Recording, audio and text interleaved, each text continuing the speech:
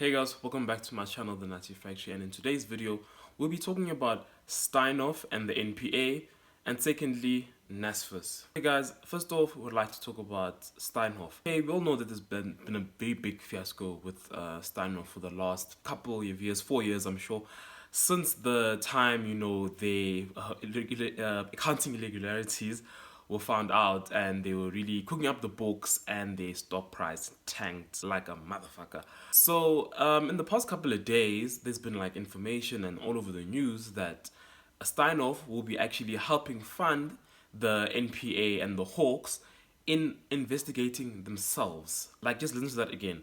Steinhoff is going to help fund the NPA and the Hawks to investigate themselves. Conflict of interest? Guys, like, does no one like not see this? Am I the only one? So I feel like who is allowing this to even happen? Like, the excuses that we're hearing all over the news about, no, there'll be no conflict of interest. No, trust me, there are procedures in place to make sure that doesn't happen. Then okay, I look into it further. Then okay, the person who's going to be doing and helping with like other bulk of the work or some of the work is PwC. PwC has investigated Steinhoff, but there's some things they are telling the NPA that we're not going to give you these documents because they're legally binding. There's some things we can't show you. So how are they going to help you? Are they going to show you the real things? Are they also going to tell you that, hey, you know what, we can't show you certain things because from our previous investigation of Steinhoff, there's certain things we're not going to tell you and we're not going to show you. Guys, what is this? What kind of democracy is this, guys? So soon, eventually, we have people who have wronged the states and wronged the people of South Africa, wronged investors, wronged people's pensions, saying that, you know what, no, I'll actually help find out if I was wrong, even though you were literally wrong. Marcus Eustace had quite the time enjoying himself.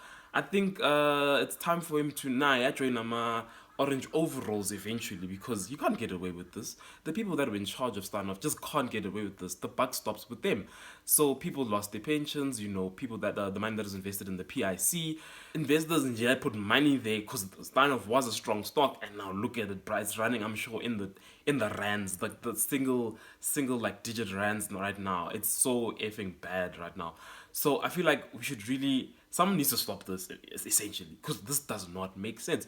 Just because it's just 30 million rand, how does the NPA and the Hawks not have capacity to do this? I'm quite confused. It kind of shows that we kind of don't respect ourselves. We kind of don't know what we're doing. And now companies can come, put money to investigate themselves. That is just conflict of interest. Like, what if they find something that is wrong and they just say, nope, guys, I'm pulling back the money. What's going to happen in that case? It just does not make sense. This is not a correct thing to happen. Even if you say there was precedence of this to happen in the past, it's not correct. Just stop doing it. Our state institutions, our Chapter 9 institutions, should just be able to do this on their own. We should not be taking money from people who are implicated in doing wrong to investigate themselves. That is just hogwash, bro. And secondly, guys, NSFAS, yet again, year after year. Oh, guys, I think it's just NSFAS and universities. Guys, what is going on? How is it the same kind of problem every year? How can we not get the system working? The system does work. During the year, it sort of magically works. But at the beginning of the year, it just forever tanks. It tanks when students have to apply. It tanks when students need to get to university. But during the year, it works. Well, for some people, a majority of people, it works. There's still, cases of people not even receiving any money and fees.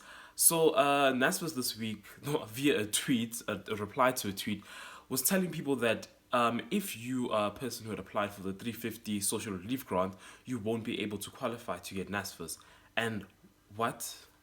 What do you mean? What does, like, bro, what do you even mean, bruh? So this angered a lot of people. It angered me as well. Like, as to what sense does that make? What sense does that make? So I'm getting 350 a month, so I can't get NSFAS now. Like, I need to like sort out my future. I need to go to school. I need to have my things funded for. Why could the better answer not have been, you know what? If you are on the 350 social relief grant and now you accepted for NSFAS, that will stop automatically. That'll make sense. That'll stop. Now you're funded by NSFAS. You get your fees covered, your accommodation, yada yada, all the rest of the things. Instead of that absolutely disgusting reply of saying that if you have the social relief grant, you're not going to be able to get coverage for NSFAS. Guys, yet again, I don't understand. I don't know how many, Vele like that. I think the old administrator, either they kept him or he's gone. The whole like institution NSFAS, I don't understand what is going on. There's certain things I sometimes stress that how can't you get it right, but banks can get simple things right. This thing is as simple as you know how much whoever parents earn or they don't have parents, fund those people. It's as simple as that. Like fund the missing middle, fund all these people who need to get to university, so like South Africa can move forward, guys. When people educated in the country, we can't risk people staying at home just because they have 350 now they can't be covered. And universities as well, guys. University admins this past couple of weeks have just been horrendous. I don't get how they never get it right. Get more admin staff for the first weeks. Why can't you just get more admin staff for the first couple of weeks? After March and April, May, things are like much less. A lot of people are just in their classes doing things. Then it's not like, in Jan and February when nobody knows what the hell is going on.